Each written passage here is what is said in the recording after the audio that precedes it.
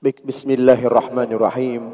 Assalamualaikum warahmatullahi wabarakatuh.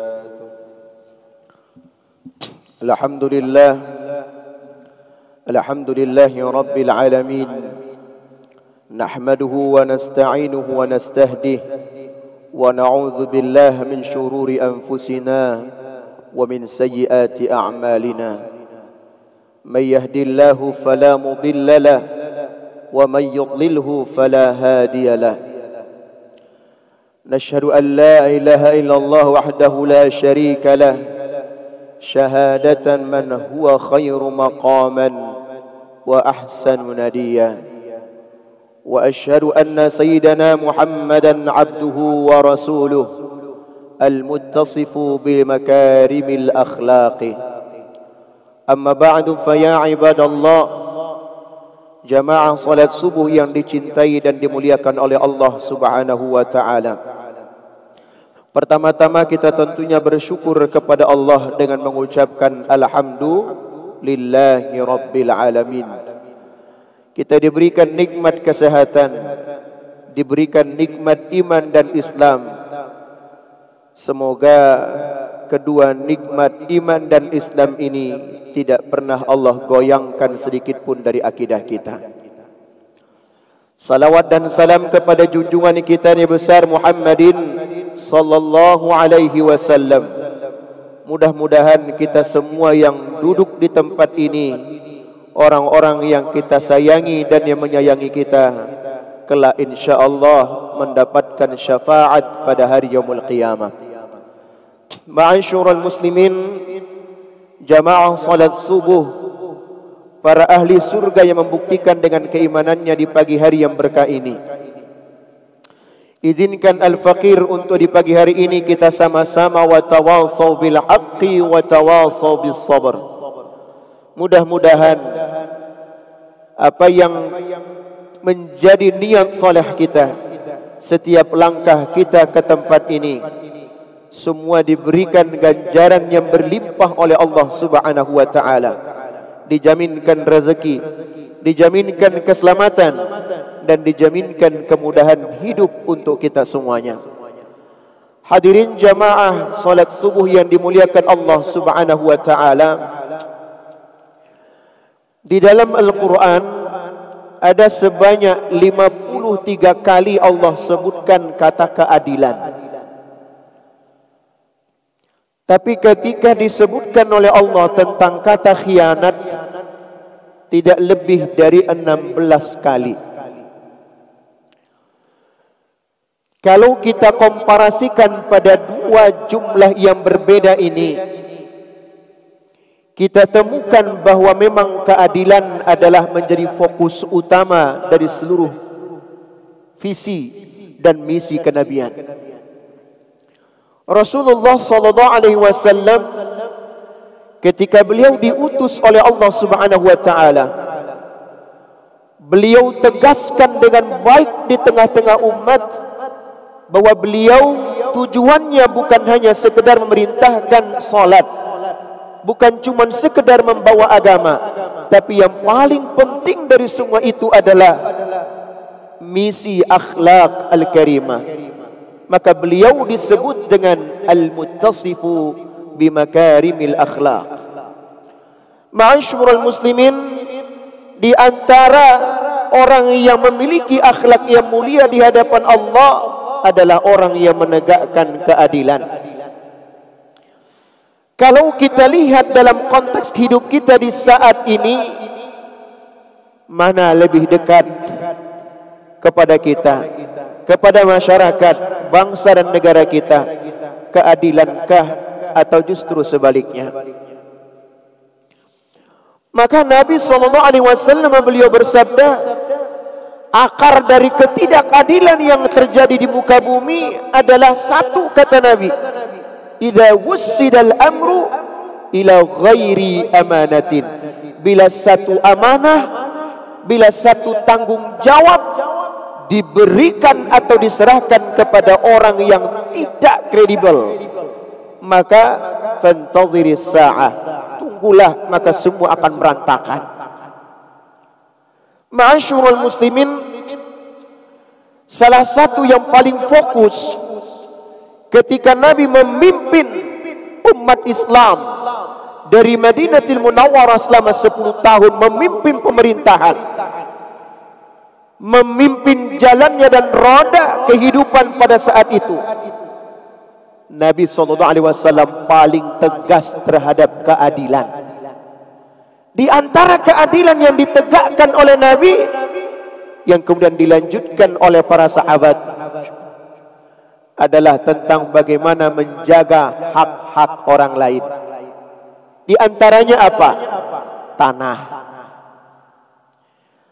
Hadirin jamaah subuh yang dimuliakan Allah Subhanahu wa taala, kalau kita bicara tentang keadilan pada tanah, jangan lupa tanah itu bukan benda mati sesungguhnya. Tapi tanah itu berbicara di hadapan Allah. Itu tanah bisa bicara. Laut yang kalau kita datang ke laut tidak akan bicara bila diajak. Tapi jangan lupa, dia tidak mati begitu saja, tapi dia juga bicara di hadapan Allah, sama seperti tanah. Maka tanah pun nanti kelak akan memintai keadilan di hadapan Allah Subhanahu wa taala. Dia juga pengen diadili orang-orang yang di atas dirinya. Maka tidak jarang ketika Nabi SAW beliau menyebutkan tentang azab kubur, berapa kali Nabi sering katakan akan ada orang-orang yang dikuburkan lalu kemudian tanah menghimpitnya di dalam. Kenapa? Di antara penyebabnya karena mereka tidak menegakkan keadilan di muka bumi. Ma'asyiral muslimin wa zumratal mu'minin, jamaah salat subuh yang dimuliakan Allah Subhanahu wa taala. Hadis Nabi SAW yang diriwayatkan oleh Imam Al-Bukhari dan Imam Muslim, atau sering disebut muttafaq alaih. Apa kata Nabi? Man akhadha shibran minal ardi, siapa yang mengambil satu jengkal tanah saja, satu jengkal tanah, atau patoknya dipindah sejengkal, atau diserobot satu jengkal. Barangkali satu jengkal ini tidak banyak. Siapa yang mengambil hak orang lain satu jengkal tanah saja, zulman, dalam keadaan zalim, tidak izin, bukan karena ridha orang itu, diambil sejengkal saja. Apa kata Nabi? Fa innahu yutawwiquhu yaumal qiyamah min sab'i aradin. Orang ini nanti yang nyerobot, yang pindahin patok, akan apa? Akan dikalungkan kepadanya kelak di hari kiamat nanti. Di lehernya dikalungkan 7 lapis bumi beratnya di lehernya. Ini bagi siapa? Yang nyerobot satu jengkal. Apa balasannya? 7 lapis bumi itu dikalungkan nanti di leher orang itu. Pertanyaannya, bagaimana kalau 3 jengkal? Bagaimana kalau 1 meter? Bagaimana kalau 10-200 meter? Berapa jengkal? Na'udzubillah min dzalik. Hadirin yang dimuliakan Allah Subhanahu wa taala, hadis ini kenapa disebut oleh Rasulullah paling kecil, yang paling sedikit?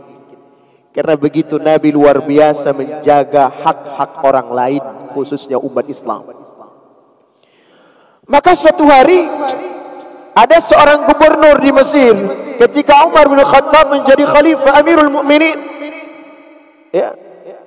Ketika Umar naik menjadi pemimpin, kata-kata beliau pertama kali di hadapan umat, kata beliau apa? Jangan sebut saya khalifah, sebut saja Amirul Mukminin. Beda nih. Jangan sebut saya pemimpin tertinggi khalifah, sebut saja saya pelayan orang-orang beriman. Ini kata Umar. Suatu hari ada seorang gubernur, Amr bin As, di Mesir. Ada seorang gubernur di sana ingin mendirikan masjid. Ketika hendak mendirikan masjid, tanahnya kurang. Lalu kemudian ada tanah orang non-muslim di sana yang memungkinkan untuk penambahan perluasan masjid. Dipanggil, sini. Ini saya mau bangun masjid, kata gubernur. Terus, tolong, ini saya ambil tanahmu sebagian ya. Ganti rugi juga boleh. Tidak, dia bilang, ini satu-satunya tanahku, nggak bisa.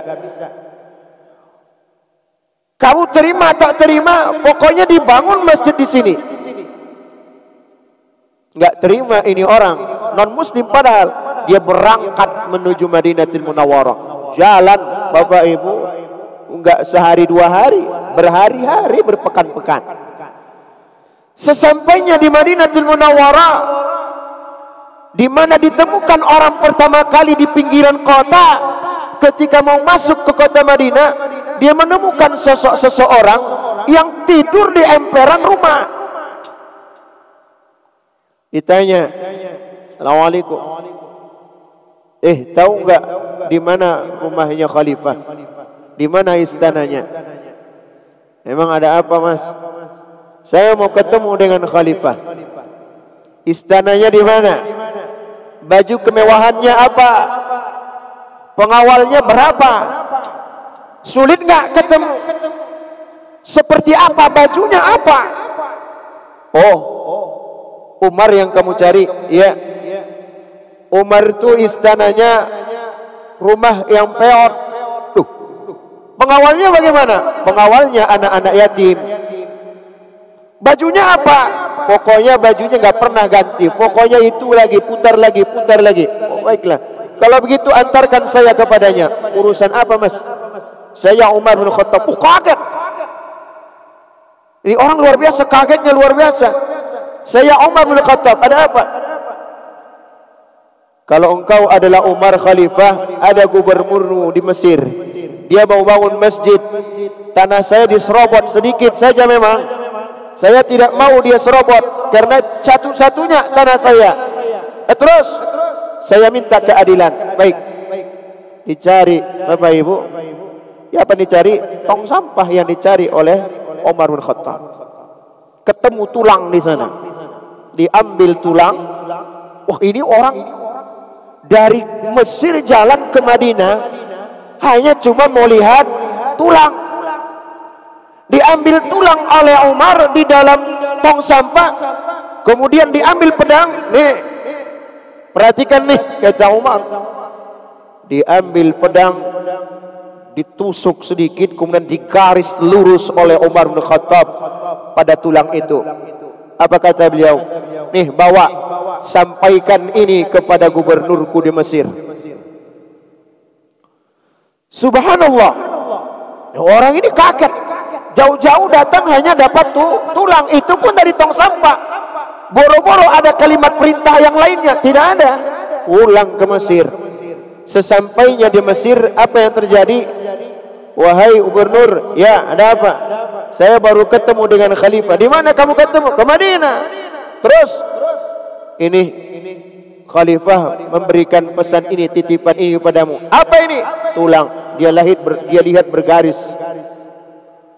Dia lihat bergaris dengan pedang, dengan mata pedangnya Umar. Dia bergetar luar biasa. Saking getar takutnya, dia panggil panitia pembangunan, batalin katanya. Loh, kenapa dibatalin? Batalin, ini perintah Umar. Makin bingung ini orang. Dia tanya, ada apa sebenarnya wahai Umar?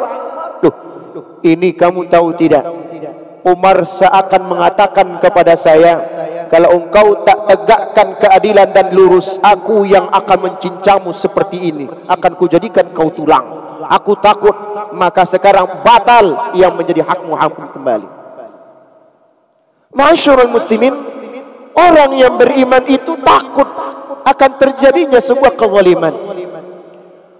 Orang yang beriman itu jangankan untuk menyerobot 1 miliar, 2 miliar, 1 jengkal saja bergetar. Hadirin, bagaimana bila kita melihat fenomena di akhir-akhir pekan ini? ketika ada tanah yang telah dimukimi oleh saudara-saudari kita di kejauhan sana, kini harus dipaksa untuk pergi dari tempat itu.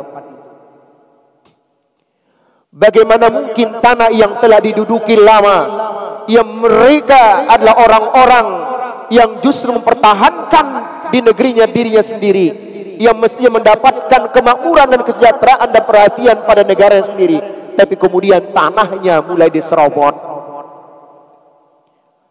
Ma'asyiral muslimin, inilah yang paling dikhawatirkan oleh Rasulullah. Maka kata Nabi, siapa yang coba-coba memindahkan patok tanah, walau sejengkal saja, ada 7 lapis bumi ini dikalungkan kelak di lehernya pada hari yaumul kiamat. Hadirin jamaah yang dimuliakan Allah Subhanahu wa taala, ada satu hadis diriwayatkan oleh 3 periwayat sekaligus, Muhammad Tirmidzi, Abu Daud dan At-Tabrani. Apa kata Nabi sallallahu alaihi wasallam? Ya, siapa yang ahata haitan, siapa yang pernah memberikan batas tanah di awal pertama kali, atau man ahya ardan, atau yang menghidupkan tanah mati yang dulu tak pernah bertuan, dihidupkan, dia jaga, ya, maka kata Nabi, laisa li'irkin zalim haqqun, maka tidak boleh ada orang lain yang boleh merampas tanah itu secara kezaliman. Maksudnya bagaimana? Siapa orang yang pertama kali menempati tempat tinggal itu, yang mulai dari nol tidak pernah digunakan, kini dia masuk ke tempat itu, lalu dia bangun rumah di tempat itu, dia punya anak, dia punya cucu, sampai turun temurun, dia di tempat itu. Laisa li'irkin zalim haqqu, enggak ada boleh orang yang boleh merampas itu kembali. Hadirin jamaah subuh yang dimuliakan Allah, ketika seseorang dahulu pada masa Nabi sallallahu alaihi wasallam, namanya Bilal Al-Harith Al-Muzni, dia datang kepada Nabi sallallahu alaihi wasallam, ya Rasulullah, kenapa? Saya ini enggak punya lahan ya Rasul. Terus bagaimana? Saya mau lahan ya Rasulullah untuk saya garap. Baiklah. Akhirnya Nabi membawa Bilal ke satu lembah, ya, ke satu lembah. Kemudian kata Nabi, nih, kau milikin semua itu lembah, garap dan manfaatkan sebaik-baiknya untukmu dan berikan kemanfaatnya juga untuk umat. Baik ya Rasulullah. Diberikan oleh Nabi. Ini contoh pemimpin, malah diberikan ke rakyatnya yang butuh. Nih, saya tunjukkan, nih, untukmu. Tapi kemudian ketika Umar bin Khattab naik menjadi Amirul Mukminin melihat tanah ini tidak digarap semua oleh Bilal Al-Harith Al-Muzni. Ia lihat terbengkalai sebagiannya, ia lihat mati lagi tanah yang sebagian dulu. Maka dipanggil oleh khalifah, Bilal, dulu engkau pernah diberikan oleh baginda Nabi tanah luas sekali. Betul wahai Amirul Mukminin. Sekarang bagaimana engkau memanfaatkannya? Kata Bilal, wahai Amirul Mukminin, aku tak bisa untuk menjaga, merawat dan memanfaatkan, membidayakan semuanya. Terus bagaimana? Kalau begitu, kata Umar, ambil yang engkau sanggup dan tinggalkan yang kau tidak sanggup, karena aku akan berikan kepada umat yang lainnya. Saya akan berikan kepada orang lain. Baik wahai Amirul Mukminin. Diambil kembali. Ridha Bilal. Amirul Mukminin pun lega. Tidak pakai pengawal, tidak pakai bulldozer, tidak pakai surat perintah, dipanggil baik-baik. Kalau kamu masih mampu garap, garap. Kalau kamu tak mampu menggarapnya semuanya, ambil semampumu, garap semampumu, selebihnya kembalikan kepada negara. Ma'asyiral muslimin, Amirul Mukminin menunjukkan keberpihakannya kepada umat, kepada rakyat pada saat itu, termasuk perihal tanah. Rasulullah takut Sahabat juga takut terjadi kezaliman yang dilakukan kepada umat. Karenanya Rasulullah SAW selalu ingatkan umat tidak boleh menyerobot dan merampas hak orang lain, barangkali sedikit pun tidak boleh. Maka turun ayat Al-Quran. Ya, ada 3 dalam Al-Quran, ada 3 ayat pada surat yang berbeda. Yang 3 ayat dan surat berbeda ini, 3-tiganya adalah pelarangan. Pelarangan mutlak. Tidak boleh mencampur adukan harta yang haram dengan yang halal, atau sebaliknya yang halal dengan haram dengan cara yang batil. Lihat pertama dalilnya dalam surat An-Nisa surat keempat ayat 29. Kemudian dalam surat Al-Baqarah ayat 188, lalu surat Al-Hasyr ayat 7. 3 ayat ini sama-sama menegaskan di tengahnya apa kata Allah? Wala ta'kulu amwalakum bainakum bil batil. Jangan coba-coba memakan harta milik kalian itu dengan cara yang batil, dengan cara yang salah. Kenapa Allah tidak menyebut dengan cara bil haram? Maksudnya bagaimana? Karena kalau batil, ayah bunda semua yang dimuliakan Allah, kalau haram ya jelas dari zatnya haram.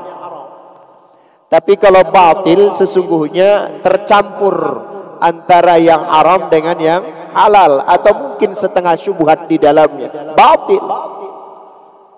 Persis seperti kata ayat Al-Quran pada surat 2 di juz 1, wala talbisul haqqa bil batil.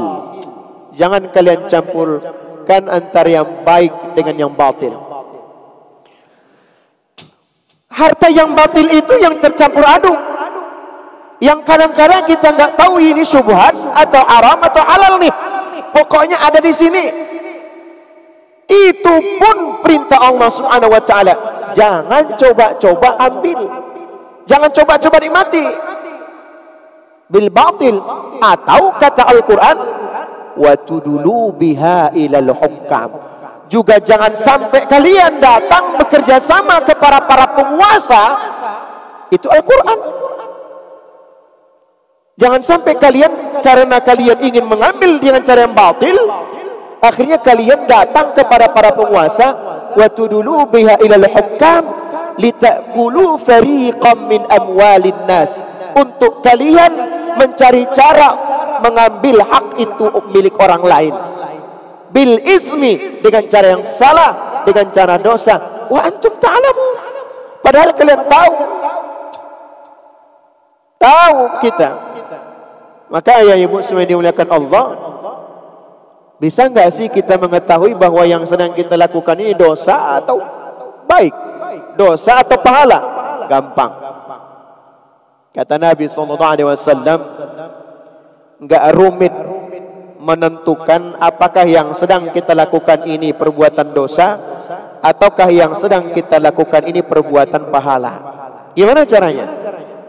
Lihat dalilnya dalam kitab Bulughul Maram, bab Kitabul Jami'. Ya, bila Al-Faqir tidak salah itu urutan nomor 4. Ya, apa kata Rasulullah SAW? Al-birru husnul khuluq. Pahala itu budi pekerti yang baik, hatinya nyaman rasanya. Hatinya rasanya tidak cemas, tidak khawatir melakukannya. Kalau memakannya pun gak resah. Pokoknya nikmat, tenang rasanya. Ya, pertanyaannya, sekarang kita duduk di tempat ini, di rumah Allah ini, rasanya gimana? Nyaman tidak? Nyaman, pahala. Ketika kita datang silaturahmi ke rumah saudara kita, bagaimana rasanya? Enak enggak? Nyaman enggak? Bahagia enggak? Iya, pahala. Tapi sebaliknya, wal ismu ma'aka fi sadrika wa karihta an yattali'a alaihi nas. Apa yang ada di dalam hatimu itu kamu khawatir, kamu resah, enggak nyaman rasanya, dan kamu takut kalau diketahui oleh orang lain. Itu dosa. Itu alarm dosa tuh. Ketika kita hendak melakukan satu perbuatan, kita takut diketahui oleh orang lain. Ketahuilah ayah ibu, ini alarm. Alarm dalam hati kita bahwa yang sedang akan kita lakukan ini dosa. Ketika kita melakukan sesuatu, kita saja takut kalau ketahuan oleh orang lain. Resah, khawatir kalau ada orang mengetahuinya. Berarti dosa. Tinggalkan. Maka kalau ada orang yang mengambil tanah orang lain, biasanya tidak akan pernah bilang-bilang. Biasanya juga tidak akan diumumkan. Bagaimana? Diam-diam. Kok diam-diam? Takut, resah, khawatir, dosa. Cuman dilawan. Maka ayah ibu, ketika membicarakan seseorang misalnya, saat kita membicarakan seseorang itu, coba lirik kiri kanan enggak? Duh, khawatir dia ada nih. Oh enggak ada, lanjut aja dah. Dosa. Jelas. Atau misalnya mau ngambil hak orang lain. Waduh, banyak banget nih dapat. Saya habis aja dah. Biar enggak ketahuan. Dosa. Ayah ibu, alarm kebaikan dan keburukan dalam hati kita sudah diletakkan oleh Allah Subhanahu wa taala. Coba cek gimana rasanya kalau kita belum sholat subuh, terlambat bangun aja misalnya, sholat subuh berjamaah jam 4:40 misalnya, kita terbangun jam 5:20 misalnya, masih ada waktu subuh. Gimana rasanya saat itu? Resah tidak? Khawatir tidak? Berarti saat itu kita sudah takut dosa. Tapi kalau sudah sholat, nyaman. Ayah ibu, tapi ada yang paling menyedihkan. Ada orang-orang yang sudah dihapus oleh Allah alarm-alarm itu. Ada orang-orang hamba Allah yang sudah dicabut alarm resah itu. Maka ketika ia berbuat dosa, seakan-akan dia merasakan biasa saja. Bahkan ia masih bisa tersenyum dan tertawa. Bahkan dia masih bisa berpikir untuk jabatan-jabatan berikutnya. Padahal ia tahu ketika itu Allah cabut seluruh alarm dalam dirinya bahwa dia melakukan kesalahan. Khawatir. Hati-hatilah. Boleh jadi ini yang disebut sebagai istidraj. Boleh jadi ini yang disebut apa? Pembiaran dari Allah Subhanahu wa taala. Ma'asyiral muslimin, ayah ibu yang dimuliakan Allah Subhanahu wa taala. Di dalam Al-Quran tadi ketika Allah menyebutkan wala ta'kulu amwalakum, jangan ambil dengan cara yang batil. Maka kemudian ayat selanjutnya, gitu, ujung ayat, tiap kali Allah menyebutkan begini, itu sering kali Allah mengatakan wa antum ta'lamun, kalian itu sebenarnya tahu. Al-Quran tuh, kalian itu sebenarnya tahu bahwa ini salah, bahwa ini benar. Cuman kemudian yang benar ini seringkali ditinggalkan. Kenapa? Ada dua penyebabnya. Ada dua penyebabnya. Hubbud dunya wa karahiyatul maut. Terlalu cinta kehidupan dunia ini dan takut, dan tidak takut kematian. Ya, dia nggak takut mati kalau diambil tiba-tiba saja. Bukan karena takut yang baik, tidak takut yang baik, tapi nantang. Maka siapa orang yang menyerobot tanah orang lain, mengambil hak orang lain, mencuri atau maling, ayah ibu, disebut oleh Allah apa? Orang ini hubbud dunya, cinta dunia. Maka di antara azab bagi orang yang mengambil hak orang lain, hubbud dunya, di antaranya apa? Sulit sakaratul mautnya. Nah ini, sulit sakaratul mautnya.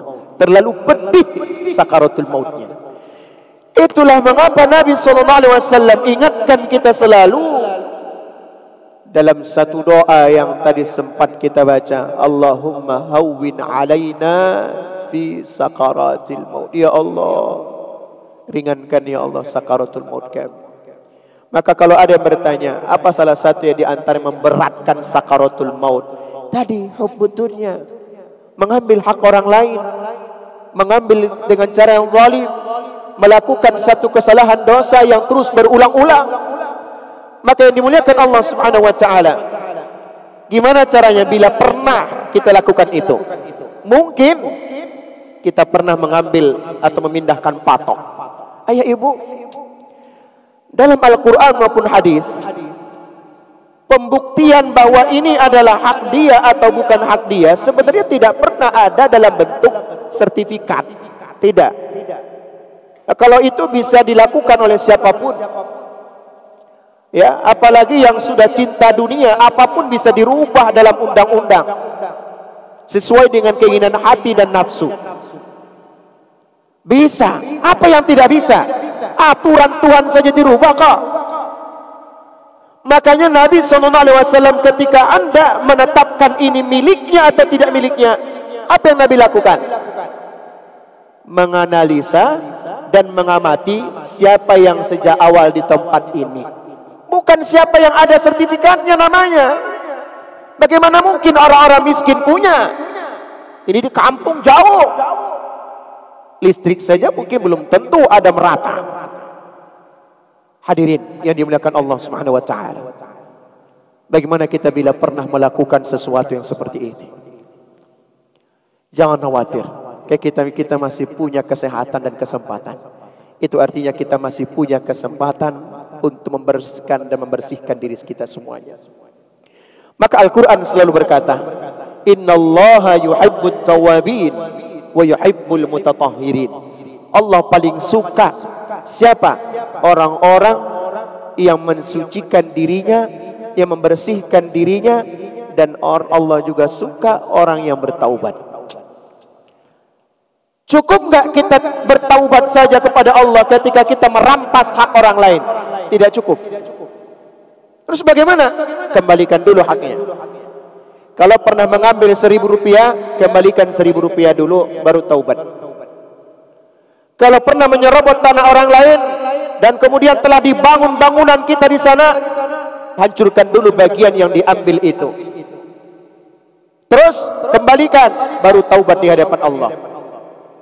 Bila tidak ada ayat maupun hadis yang membolehkan dan menerima taubat seseorang bila belum dihalalkan oleh saudaranya yang lain. Maka ma'asyiral muslimin, hal yang paling menakutkan nanti bagi kita adalah ketika keadilan ini ditegakkan oleh Allah Subhanahu wa taala pada hari yaumul qiyamah. Jangan lupa, semua ini akan dipertanggungjawabkan di hadapan Allah.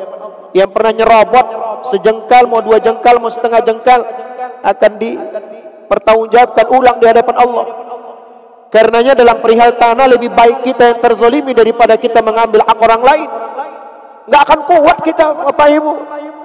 7 lapis bumi digalungkan di lehernya. Wah, batu satu kilo saja kalau kita bawa taruh leher rasanya nggak akan mungkin kita kuat. Bagaimana dengan 7 lapis bumi? Mereka-mereka yang hari ini belum menyadari itu, semoga diberikan hidayah oleh Allah Subhanahu wa taala. Maka Al-Qur'an, ketika kita ada yang merasa dirampas hak kita, bagaimana sikap kita? Diam? Nggak apa-apalah, terserah dia aja, zalim dia, nanti kita tuntut di akhirat. Jangan. Bagaimana? Pertahankan dulu. Itu Al-Quran. Maka ada yang disebut dengan maqasidus syariah, itu ada 5. Tujuan adanya syariat Islam, sumber ajalan kita Al-Quran dan hadis, kemudian perkataan para sahabat. Tujuannya 5. Satu diantaranya hifzul mal, menjaga harta, melindungi harta. Kalau ada orang yang melindungi hartanya dengan baik, dia khawatir terjadi kezaliman dan orang lain terjadi dosa besar, lalu dia dalam hal melindungi itu justru terbunuh, boleh jadi dia syahid karena mempertahankan dengan yang benar. Subhanallah. Cuman sekarang beda cerita. Ketika kita pertahankan hak kita pertahankan milik kita sendiri, yang mencoba menzalimi itu terluka, yang duluan masuk penjara, siapa coba?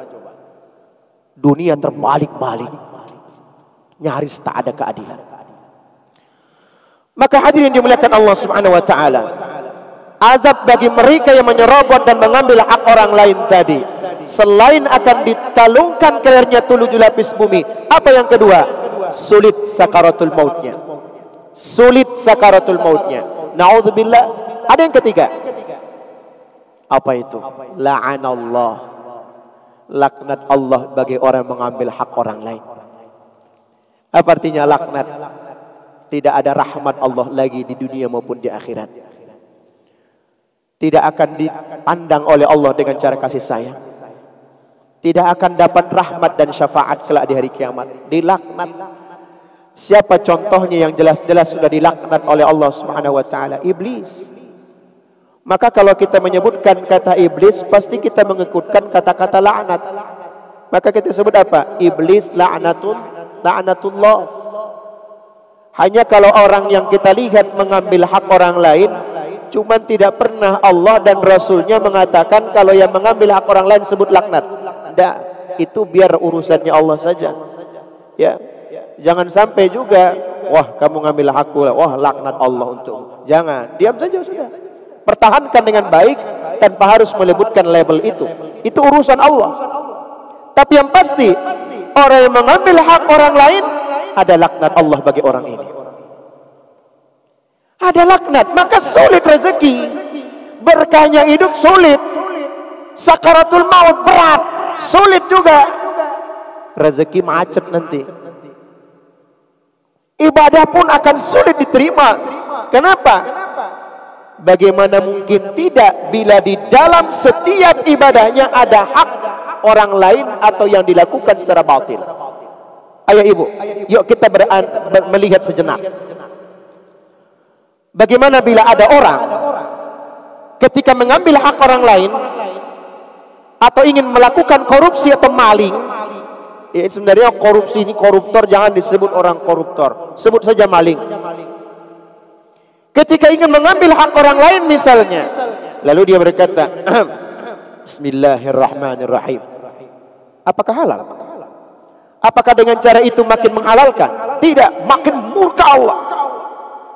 Apalagi uangnya digunakan untuk umrah, untuk ibadah, ya, untuk dilakukan berbagai macam fasilitas umat. Makin murka Allah Subhanahu wa taala. Maka bagi kita yang mengetahui yang terjadi kezaliman di tempat saudara kita, di keluarga kita, Rasulullah SAW beliau berkata, unsur akhaka zaliman au mazluman. Tolonglah saudaramu yang menzolimi dan yang terzolimi. Nah, lihat nih, apa kata Nabi? Unsur akhaka zaliman au mazluman. Tolong saudaramu yang menzolimi maupun yang terzolimi. Sahabat balik nanya, ya Rasulullah, al-mazlum, ya yang terzolimi jelas kami akan tolong, yang menzolimi ngapain ditolong ya Rasul? Kata Nabi apa? Mengingatkan orang yang menzolimi, melaporkannya kepada yang berwenang, atau menasehatinya, atau memberikannya pelajaran dengan cara yang baik, itu bagian dari cara menolong saudara kita yang menzolimi saudara kita. Artinya apa? Bukan hanya yang terzolimi saja yang harus ditolong, tapi yang menzolimi itu tolong juga. Ingatkan dia. Maka kalau ada orang yang mencuri misalnya, jangan bilang, ini kayaknya nih saya akan laporkan kamu. Tapi kalau mau kerjasama nggak usah sih. Bagaimana nih? Ya, nggak bisa. Ini kan praktek yang sering terjadi. Oh iya ya, bagi aja dah, bagi. Maka kemudian orang ini kalau dia kecipratan, sama-sama dapat. Apanya dapat? Lubang nerakanya sama dapat. Bahkan seandainya dia berkata, kelihatannya yang kamu lakukan ini salah nih.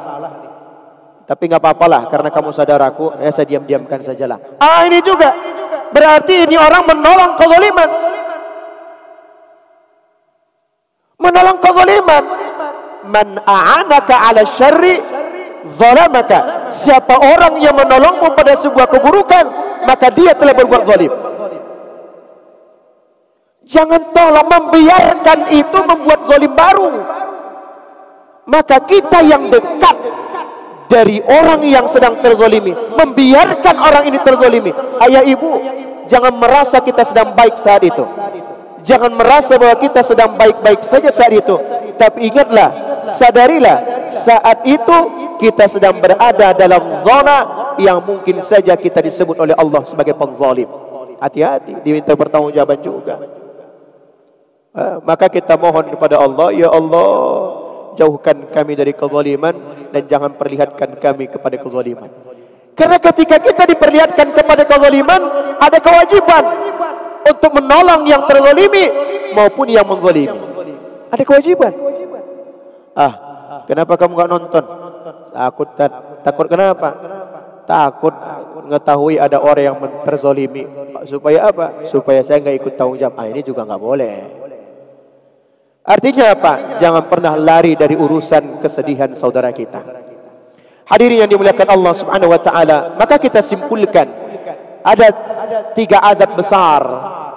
Ya, bagi mereka ada 4 azab besar bagi mereka yang melakukan serobot tanah, memindahkan patoknya. 1, sulit sakaratul mautnya. Yang kedua, dikalungkan ke lehernya 7 lapis bumi. Yang ketiga, murka Allah kepadanya, laknat Allah baginya. Yang keempat, sulit mendapatkan ampunan Allah. Maka masyarul muslimin, sebagai penutup pada kajian berkah kita di pagi hari ini, kita yang masih diberikan kesehatan, kita yang masih diberikan akal sehat, sebelum Allah hilangkan kemampuan akal kita, sebelum Allah hilangkan kemampuan untuk kita berjalan dan berpikir ini, kembalikan apa yang pernah kita ambil dari hak orang lain. Kembalikan semua yang pernah kita ambil hak orang lain, kecil maupun tidak kecil. Yang engkau ragu, segera perjelas, karena setiap yang ragu mesti ditinggalkan. Setiap yang merasa kita pernah melakukan sesuatu yang ragu, yang syubhat, perjelas dan kembalikan itu hak itu orang lain. Bila itu benar milikmu satu hari, insya Allah tidak akan pergi kemana-mana, tetap menjadi milik kita. Dan bila itu benar milik orang lain, maka insya Allah kita terlepas dari tuntutan negeri akhirat. Ayah ibu yang dimuliakan Allah, maka mari kita sama-sama menyadari bahwa konteks kehidupan kita ini, apapun yang hari ini sedang kita hadapi, semuanya akan dimintai pertanggungjawaban. Maka atas izin Allah, mudah-mudahan kita punya kesempatan dan kesehatan. Yuk kita bersihkan kembali diri kita dari semua hal yang kita pernah menzalimi orang lain ataupun menzalimi diri sendiri. Demikian dan terima kasih. Tentunya akan sangat menyenangkan bila kita ada tanya jawab interaktif. Wabillahi taufiq wal hidayah. Wassalamualaikum warahmatullahi wabarakatuh. Waalaikumsalam warahmatullahi wabarakatuh. Barakallahu fi ilmi Tuan Guru. Terima kasih. Pagi ini sudah hadir mengimami sholat fardu dan mengisi majelis ilmu ini. Sebelum tanya jawab, saya mau informasikan bagi ada yang punyai, sabar ya Pak Junis ya. Bagi yang punyai keluang waktu, MRKR akan melaksanakan maulid tanggal 28, ba'da sholat duha. Ada kajian dari Dr. Atabik Lutfi yang akan membawakan tema mengenai tuntunan Al-Quran untuk keluarga. Mari kita lanjutkan untuk tanya jawab. Sepertinya sudah ada Pak Anto, Pak Indra, Pak Junison, banyak sekali. Ibu-ibu ada Bu? Alhamdulillah. Ada 1, ada 4 mungkin pertanyaan sementara Tuan. Pak Riko, ada waktu mungkin ya. Saya mungkin ke Pak Junison dulu. Karena saya lihat dia dulu yang pertama menunjuk tangannya. Bismillahirrahmanirrahim. Assalamualaikum warahmatullahi wabarakatuh. Assalamualaikum warahmatullahi wabarakatuh. Kajiannya sangat menarik dan memang fenomenanya memang terjadi pada saat sekarang ini. Kasus yang kita alami belakangan ini memang sebenarnya berbagai pihak sudah melakukan investigasi, bahkan Komnas HAM pun sudah menganggap bahwa proyek itu sebaiknya direlokasikan, jadi jangan menggusur masyarakat. Dan saya, bagaimana hukumnya apabila ada yang berkuasa mendukung atau mensupport pengambilan hak seperti itu. Nah, kemudian yang kedua, itu sering terjadi sehari-hari fenomena di mana misalnya ada kendaraan yang parkir di jalan umum dan itu seolah seperti permanen walaupun sifatnya sementara gitu. Kemudian juga kalau di pasar-pasar kita lihat tuh di lorong-lorong itu banyak yang berjualan sebenarnya menghambat orang berlalu lalang di lorong-lorong di pasar itu gitu. Nah itu bagaimana hukumnya tuh Pak Ustaz? Makasih. Assalamualaikum warahmatullahi wabarakatuh. Waalaikumsalam warahmatullahi wabarakatuh. Langsung dijawab? Silakan Tuan Guru. Baik, terima kasih. Pertama Bapak Ibu yang dimuliakan Allah Subhanahu wa taala, ada hadis yang menyebutkan bahwa setiap orang yang terlibat itu ada 4 yang terlibat dalam setiap keburukan. Ada 4 yang terlibat dalam setiap kezaliman. 4 ini pasti terlibat. Pasti terlibat. 1 yang melihat. Nah ini kita rinci pelan-pelan. 1 yang melihat. Maka hati-hati juga bila kita pernah melihat sebuah kezaliman lalu dibiarkan, ikutan juga kita. Na'udzubillah. 1 yang melihat. Yang kedua yang menulis atau sekretaris. Ya, yang menulis nama-nama sertifikat misalnya, ya, atau kemudian memindahkan nama dengan nama yang lain, pokoknya menulis, ini termasuk. Yang ketiga siapa? 1 tadi yang melihat, yang kedua yang menulis, yang ketiga yang memfasilitasi, termasuk kendaraannya. Maka kalau ada mobil yang mengantarkan barang haram, ya, maka supir dan kerneknya juga ikutan. Ya, walaupun bukan mereka yang mengonsumsi barang yang haram itu, maka yang memberikan fasilitas kepada kezaliman ini ikut pula suatu hari mempertanggungjawabkan hal yang sama seperti terjadinya kezaliman itu. Dan siapa yang keempat? Yang keempat adalah pemimpinnya. Kenapa pemimpinnya? Karena ketika pemimpin adil, ketika pemimpin dia menjadi orang yang amanah, maka tidak akan pernah ada yang terjadi jeritan pada setiap orang. Boleh jadi akibat luputnya dia sebagai manusia biasa, tapi bukankah dia sudah mendengarkan suara-suara yang lain ketika itu sudah terjadi? Bagaimana reaksi dan sikapnya? Ketika justru dibiarkan atau menganggap remeh enteng hanya sekedar komunikasi atau hal lainnya, sama artinya. Na'udzubillah, 4-4-nya sama. Mudah-mudahan yang menjawab yang pertama. Dan yang kedua, ada namanya dalam ilmu fikih, namanya al-ghasbu. Ilmu gosop. Gosop. Gosop itu mengambil hak orang lain dengan niat untuk dikembalikan. Memakai satu tempat, satu lokasi, atau hanya sekedar bercermin di spion mobil orang lain, tapi tidak izin, itu juga disebut gosop. Ustadz, itu kan cuma cermin, lihat ini doang. Tetap itu gosop. Apalagi sampai parkir di pinggir jalan atau kemudian mendirikan bangunan di tempat-tempat yang bukan hak mereka, walaupun kelak akan dikembalikan dan dia sukarela mengembalikannya, tetap itu disebut gosop. Terus apa Ustadz? Beratnya, azabnya, hukumnya apa nih? Ada satu hadis yang kami ingat. Rasulullah sallallahu alaihi wasallam beliau bersabda kama yaqul, siapa orang yang melakukan gosop dengan sengaja, maka Allah akan lemparkan satu gunung Uhud ke kepalanya. Na'udzubillah min dzalik. Maka kalau ada orang yang misalnya habis makan daging, habis buka puasa, nyempil daging di gigi, ya, kemudian ngambil tusuk gigi milik tetangga, lalu colek, memang cuma 1 menit hilang tuh, lega. Alhamdulillah. Di zaman Rasulullah ada sahabat Nabi yang model ini, lalu wafat esoknya dan Nabi berkata, ahlun nar, dia di neraka. Wah, berat betul. Kenapa? Karena dia wafat dalam keadaan menzolimi orang lain. dia dituntut sesuai kezalimannya terlebih dahulu. Masya Allah, itu artinya ayah ibu yang dimuliakan Allah. Pengen ke toilet, lihat sendal kita nggak ada, bagusan tidak pakai sendal daripada harus pakai sendal. Ya,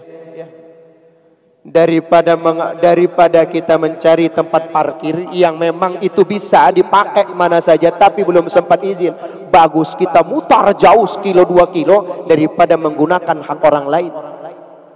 Tapi ingat, ini pun hanya bagi mereka yang menyadari saja. Ada orang-orang yang sudah tadi dihilangkan oleh Allah alarm dalam dirinya bahwa ini dosa adalah dosa, buruk adalah buruk, udah dihilangin oleh Allah alarm, maka dia seperti biasa nikmat saja menggunakan orang lain. Hati-hati, ini bukan karena biasa-biasa terjadi, tapi karena apa? Allah biarin udah. Na'udzubillah min dzalika. Mudah-mudahan terjawab Bapak. Silakan Pak Anto. Baik, terima kasih Ustadz. Assalamualaikum warahmatullahi wabarakatuh. Waalaikumsalam. Saya tanyakan Ustadz, jadi ada beberapa hal seperti tanah yang tidak diurus oleh pemiliknya. Katakanlah tanah terlantar lah, atau mungkin bisa dijadi karena pemiliknya sudah nggak tahu kemana gitu, jadi anggaplah tanah tidak bertuan. Akhirnya tanah tersebut dimanfaatkan oleh segelintir orang atau beberapa orang, dimanfaatkan lah gitu. Bagaimana pandangannya Ustadz itu? Terus yang kedua mungkin pertanyaannya mirip lah dengan pertanyaannya Pak Judison. Jadi di rumah tinggal kita lah ya, di komplek kita, terkadang kita punya mobil lebih dari garasinya ya. Akhirnya parkir mobil jadi permanen lah, katakanlah garasi kita cukup hanya 2 atau 4 gitu, tapi mobilnya ada 10, ada 6 gitu. Akhirnya dia hampir tiap hari parkir di kendaraan itu. Nah itu bagaimana tanggapannya Ustadz? Terima kasih. Jazakallah khair. Wa iyyakum. Bapak Ibu yang dimuliakan Allah Subhanahu wa taala, kita yang pertanyaan kedua terlebih dahulu tadi terkait masih ilmu ghasab. Ghasab ini tadi mengambil hak orang lain tapi dengan niat untuk dikembalikan. Dia tidak niat untuk memiliki selamanya, mau dikembalikan memang. Ini akan bisa menjadi halal bila dengan 3 syarat. Ya, akan bisa menjadi halal bila ada 3 syarat. Siapa tahu misalnya kita di kompleks seperti yang orang tua kami sebutkan tadi, memang kadang-kadang nggak bisa dihindari, memang di sini tempatnya. Ada 3 syaratnya. 1, ada keridhaan sesama di antara semua orang itu. Nah, ini penting. Ada keridhaan bersama. Ya, misal ini ada sendal di masjid, lalu diumumkan kepada jamaah Bapak Ibu, siapapun yang menggunakan sendal itu walaupun nggak tertulis kata masjid silahkan dipakai untuk berwudu. Akadnya dipakai untuk berwudu. Kita izin ulang, akadnya dipakai untuk berwudu. Berarti selama digunakan sesuai akad itu halal, berkah, no problem. Tapi karena mau pulang ke rumah misalnya, sendal hilang pula ini, mau ke rumah dulu lah.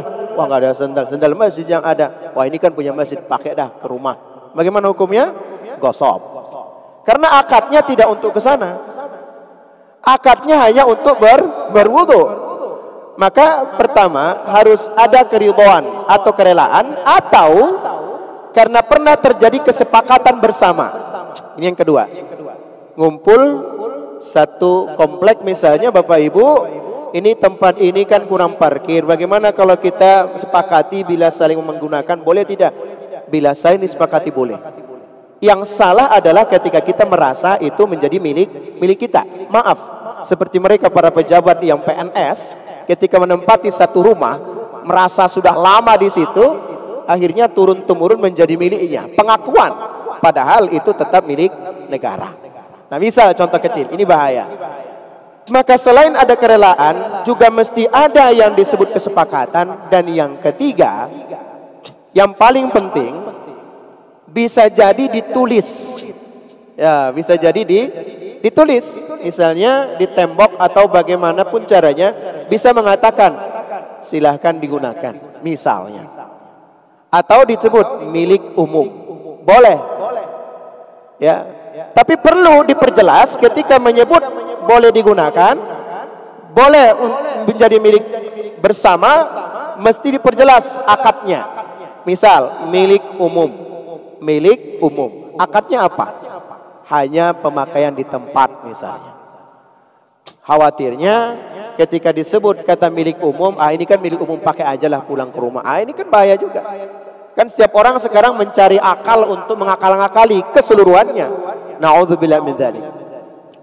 Bapak Ibu yang dimuliakan Allah, yang pertanyaan tadi terkait dengan orang-orang yang mengambil hak orang lain, merampas misalnya, atau apapun yang terjadi pada tanah saudara kita atau tanah kita sendiri, ya, bila ada orang yang mengambilnya, bagaimana kita sebenarnya bersikap? Yang paling tepat kita bersikap adalah menyampaikan keberatan terlebih dahulu. Sampaikan bahwa kita seperti tadi Amr bin As, gubernur di Mesir. Ada seseorang yang diambil paksa tanahnya. Dia nggak terima, lalu dia ngomong, cuman nggak diterima oleh si gubernur. Nyampe ke khalifah. Alhamdulillah khalifahnya adil, amanah. Bagaimana yang tidak amanah ini yang repot? Yang tidak amanah ini dia seperti kelihatan wajahnya pun amanah kelihatannya. Apalagi udah dekat-dekat 14 Februari, yang tidak santri pun jadi santri, yang nggak pernah ngaji pun kelihatan seperti ngaji. Ini semua ini disebut, kalau di dalam hadis, bila ada orang yang melakukan model demikian disebut orang munafik. Makanya al-hadis menyebutkan ayatul munafiqi salasun. Ada 3 tanda orang munafik. Pertama apa? Idza haddasa kadzaba. Kalau dia ngomong pasti dusta. Yang kedua, wa idza wa'ada akhlafa. Kalau dia janji kampanye, janji akan ini, akan dia ingkar, munafik juga. Kata siapa Pak Ustaz? Enak sekali ngomong munafik. Kata hadis. Kemudian wa idza tumina khana. Bila diberikan amanah juga demikian. Apa yang terjadi? Khianat. Maka kata khianat dalam Al-Quran disebutkan oleh Allah berulang-ulang 16 kali bila kami tidak salah tadi. Mudah-mudahan terjawab. Demikian Pak. Silakan Pak Indra. Assalamualaikum warahmatullahi wabarakatuh. Ada 2 pertanyaan Ustadz. Yang pertama, sering terjadi kita punya tanah, ada sertifikatnya, taruhlah itu tertulis 300 meter. Tiba-tiba diukur ulang, biasanya kalau belum ada bangunan, mau bangun diukur ulang. Ada perubahan dari jumlah di sertifikat.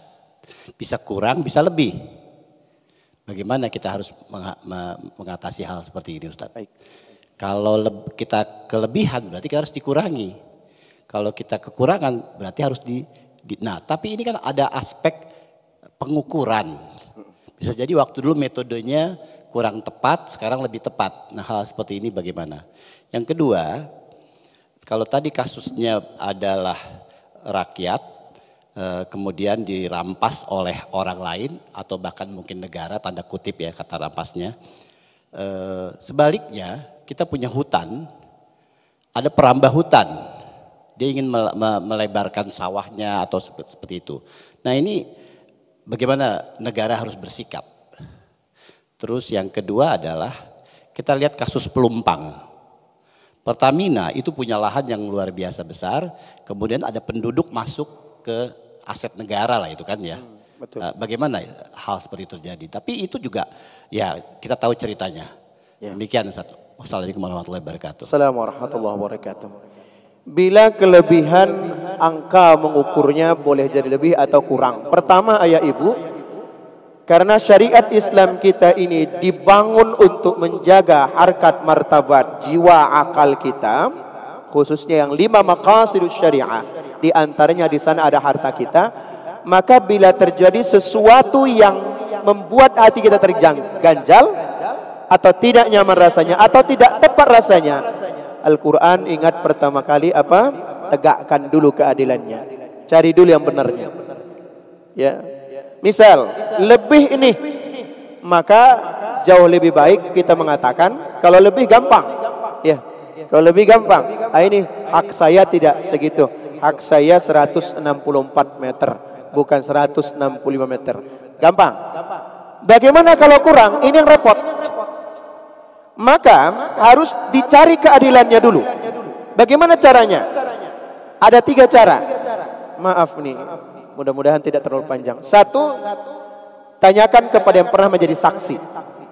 Makanya kalau Bapak Ibu diminta jadi saksi pada satu jual beli tertentu, jangan terlalu gampang dan jangan terlalu mudah. Bahaya juga ini. Atau misalnya saksi pernikahan, naudzubillah. Ya, kita tidak tahu bagaimana, kecuali kita tahu betul. Jangan terlalu gampang menjadi saksi. Ini, tanya saksinya seperti apa. Karena kenapa? Kelak di hari kiamat ini ikutan nih saksi bertanggung jawab nih. Bertanggung jawab. Yang kedua, mencari tahunya kemana?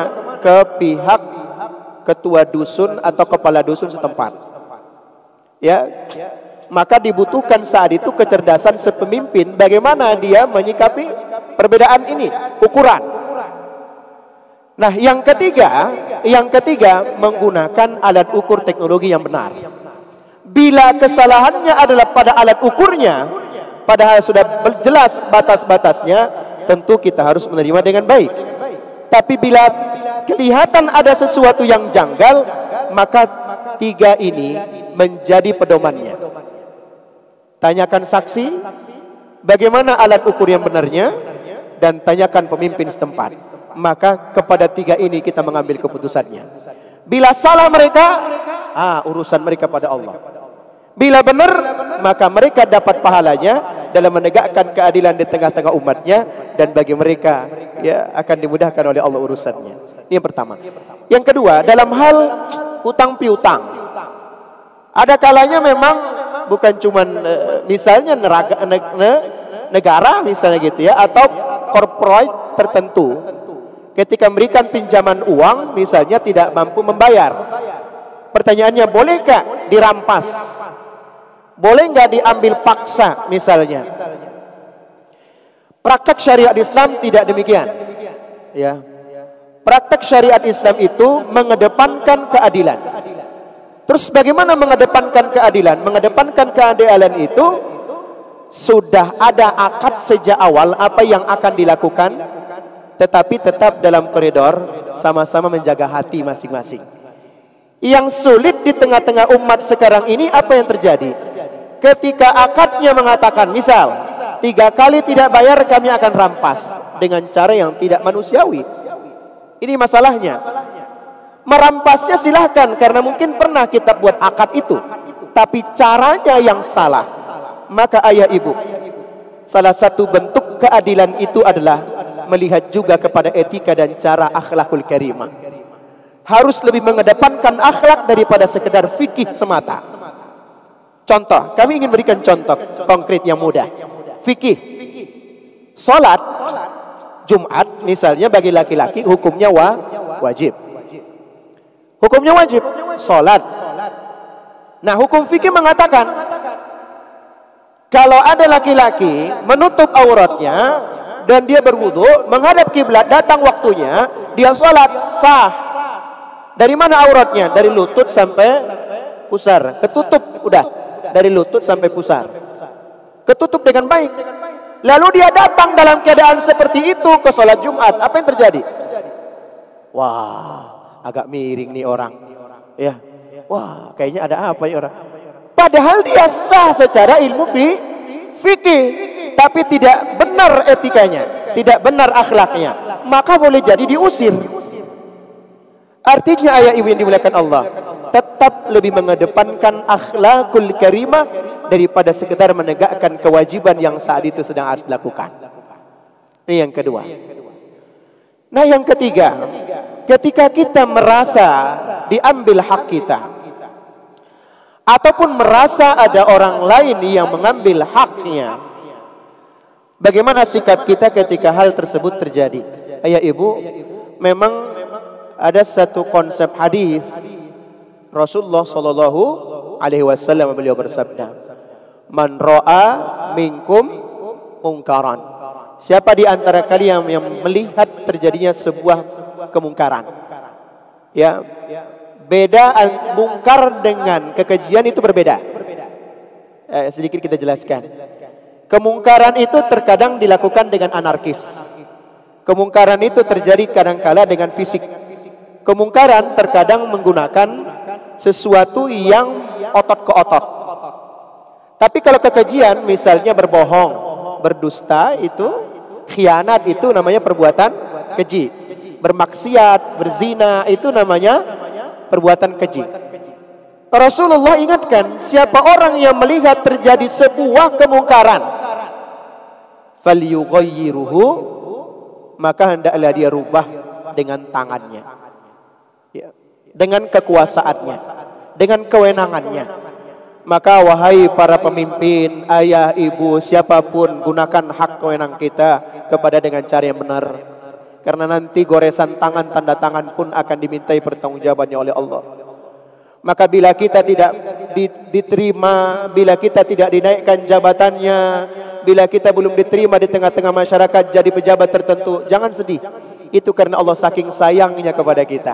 Kenapa? Allah ingin menjaga kita tidak terlalu banyak bertanggung jawab terhadap sesuatu apapun di hari kiamat. Maka gunakan wewenang kita. Bila tidak bisa, fa illam yastati' fa bimadza? Maka dengan lisannya. Cara baik-baik. Bicara yang bagus, yang sopan santun, yang sabar. Bila tidak bisa juga, oh saya nggak bisa ngomong baik-baik Ustaz, ini marah mulu bawaannya. Pinjam mulut orang lain, boleh. Pinjam mulut Ustaz A Fulan bin Fulan, boleh juga. Dan yang terakhir, fa illam yastati', bila tidak bisa maka dengan hatinya, fa biqalbihi. Doain sajalah, nggak ada cara lain. Mudah-mudahan demikian Pak Terjun. Pak Eko, maaf ya, saya selak dulu ya untuk ibu-ibu. Ya, siap. Ini yang nanya nih, yang punya tanah dan punya mobil, tahu ibu ini punya tanah mobil juga kali. Masya Allah. Ingin bertanya tentang bila kita membeli tanah secara kolektif, kita kan belum tahu bagaimana cara memperolehan tanah tersebut. Betul. Karena kita hanya dikasih tahu denahnya saja, ukurannya, tanpa kita tahu pemiliknya dari tanah tersebut. Gimana hukumnya Ustaz bagi yang membelinya? Makasih. Iya, izin kami jawab langsung. Bila kita ingin membeli tanah secara kolektif yang besar, sementara hanya denah yang tahu kita, mungkin surat muridnya belum jelas. Maka ini disamakan, ya, menurut pemahaman kami terhadap hadis dan al-fiqih, disamakan seperti namanya al-luqatah. Ada namanya ilmu fikih luqatah, penemuan, barang temuan. Maka barang temuan ini tidak bisa langsung dimiliki. Maka tanah yang belum jelas tadi, pemiliknya siapa, siapa tahu ada sengketa di sana, tapi denahnya saja yang jelas, kemudian ditunjukkan patok-patoknya, namun tidak ada yang bisa menguatkan bahwa ini milik orang-orang tersebut. Maka dianggap dan bisa dikonversi, dikiaskan seperti ilmu luqatah. Apa itu? Penemuan barang. Bagaimana caranya? Umumkan terlebih dahulu selama 1 tahun. Ya, umumkan. Siapa yang merasa miliki ini? Sebelum dilanjutkan jual belinya, sebelum dilanjutkan, maka tidak boleh terburu-buru. Berikan orang lain yang memiliki haknya untuk menyampaikan bahwa ini adalah hak dia atau tidak hak dia. Maka selama 1 tahun. Persis ayah bunda, misal kita menemukan uang misalnya di koper di perjalanan, tidak ada yang melihat, lalu kita ambil, ya kan? Bagi orang yang beriman, maka tentu bagi dia ini amanah besar ini. Tapi bagi orang yang tidak beriman, boleh jadi dia mengatakan rezeki nomplok, ya, padahal rezeki neraka yang nomplok. Akan tidak jarang demikian. Maka ketika kita menemukan barang ini, apa yang harus dilakukan? Umumkan ke seantero daerah tersebut bahwa telah terjadi kehilangan barangnya, modelnya ini, ciri-cirinya, tanpa disebutkan secara spesifikasinya. Tidak perlu disebutkan spesifikasinya lebih jelas, detail. Maka bila ada yang mengaku itu haknya, itu milikku, silakan bawa bukti masing-masing. Termasuk tanah tadi. Bila dia merasa ini bagian saya, silakan bawa buktinya, bawa saksinya. Tapi ada lagi yang lebih rumit di zaman hari ini. Setiap orang bisa membuktikan. Ini problem lagi Bapak Ibu, betul ya? Setiap orang bisa membuktikan dan tiap orang bisa bawa saksi. Memang kalau udah berurusan dengan orang yang tidak beriman udah berat sekali. Udah berat sekali. Maka bagaimana cara menyikapi model ini? Maka kita harus menetapkan orang-orang yang kita yakini keimanannya, kita yakini amanahnya, yang kita yakini track recordnya dengan cara yang amanah yang baik. Ya, walaupun tiap orang kalau ditanya pasti akan mengatakan dirinya baik semuanya. Bapak Ibu yang dimuliakan Allah, kesimpulannya adalah bila itu kurang jelas, maka kurang nyaman hati kita, pilihan pertama tinggalkan. Itu hadisnya begitu. Jangan ngambil resiko. Tapi bila itu memang harus dilakukan, apalagi milik orang lain yang sedang kita bantu, maka jadikan itu sebagai objek yang perlu diumumkan terlebih dahulu, supaya setiap orang bisa membawa bukti masing-masing. Tapi cek juga orang yang bawa saksi dan bukti ini benar atau tidak. Mudah-mudahan terjawab. Demikian Ibu. Baik, diinformasikan sebentar ada ladang amal bahwa Ustadz Daud Lintang adalah seorang dosen UIN S3 yang sedang memperluas pembangunan pesantren Tahfiz Hafizul Qurannya di Gunung Sindur. Barangkali jamaah ada yang ingin berimpak atau memberikan ladang amalnya, pagi ini diberikan kesempatan. Atau kalau masih ada yang perlu ditanyakan bisa diinformasikan ke saya. Berikutnya terakhir mungkin pertanyaan Pak Eko, mengingat waktu yang sudah cukup siang. Silakan Pak Eko. Syukran.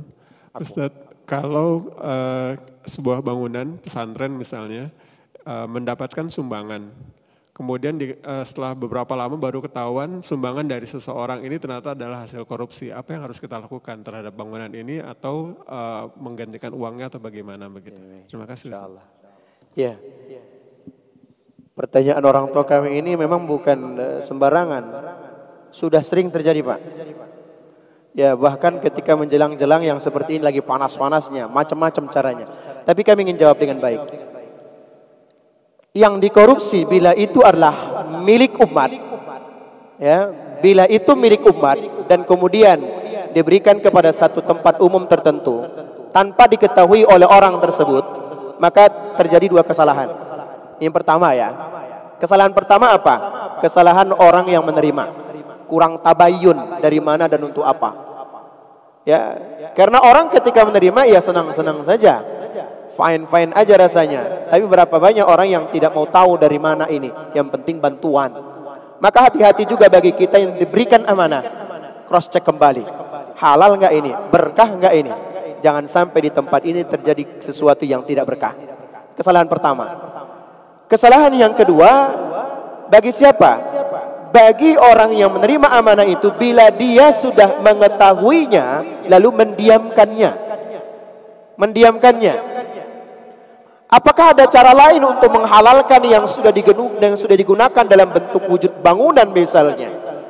Tetap ada cara. Yang kedua, yang pertama, ada dua caranya. Satu, secara umum sebenarnya para ahli fikih mengatakan tidak perlu dikembalikan.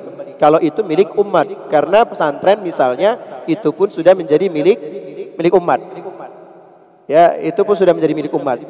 Cuman perlu dicek kembali. Milik umat ini kan karena memang diwakafkan. Milik umat itu karena diberikan kepada umat. Ini pesantren atas nama sendiri atau bagaimana? Ya, kalau tujuannya karena pesantren atas nama sendiri berarti boleh jadi artinya memperkaya diri sendiri. Na'udzubillah. Ini bahaya juga.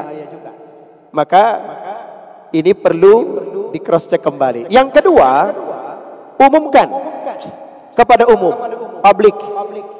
Tanpa harus menjelek-jelekkannya dengan mengatakan misal kalau kita punya salah kepada orang lain, banyak jenis kesalahannya,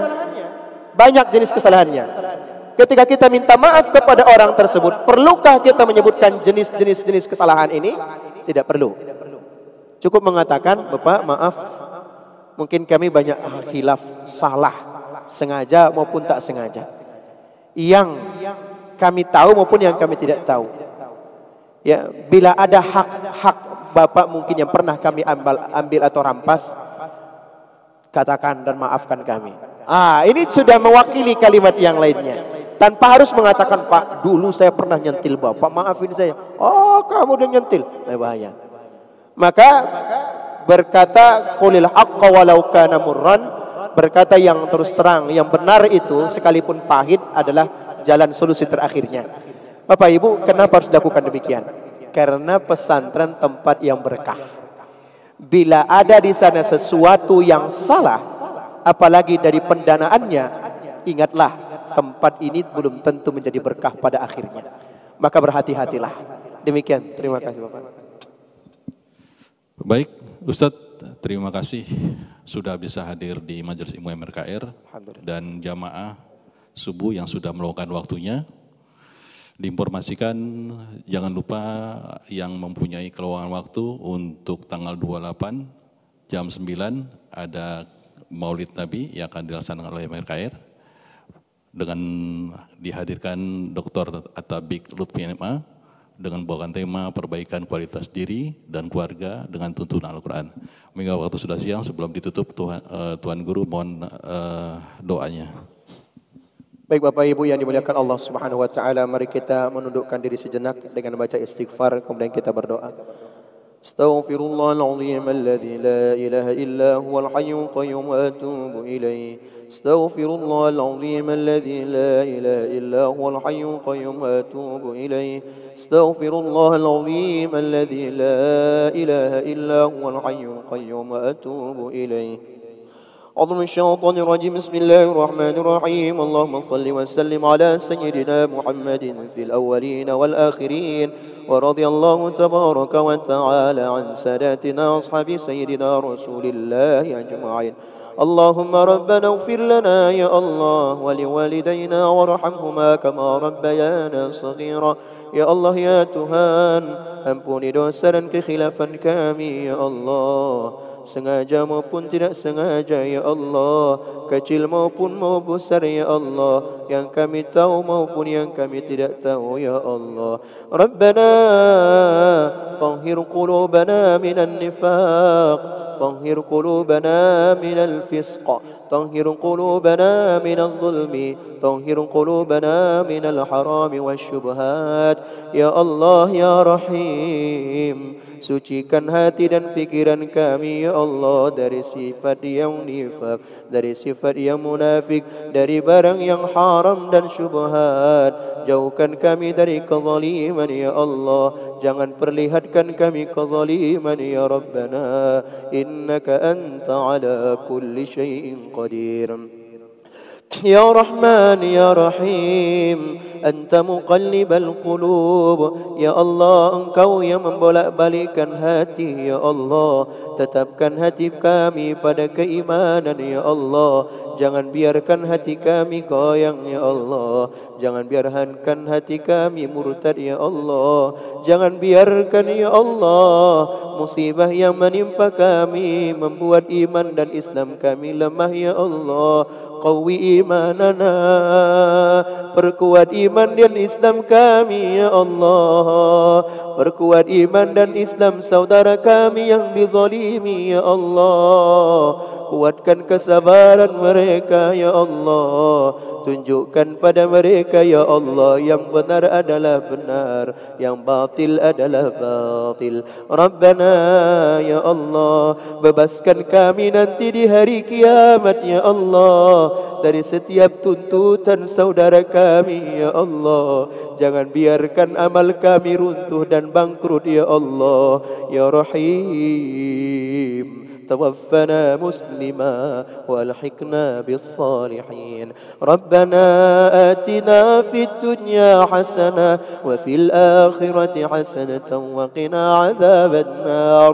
وصلى الله على سيدنا محمد وعلى آله وصحبه وسلم والحمد لله رب العالمين. أقول قولي هذا وأستغفر الله لي ولكم. Mohon maaf atas segala kekhilafan. Wassalamualaikum warahmatullahi wabarakatuh. Waalaikumsalam.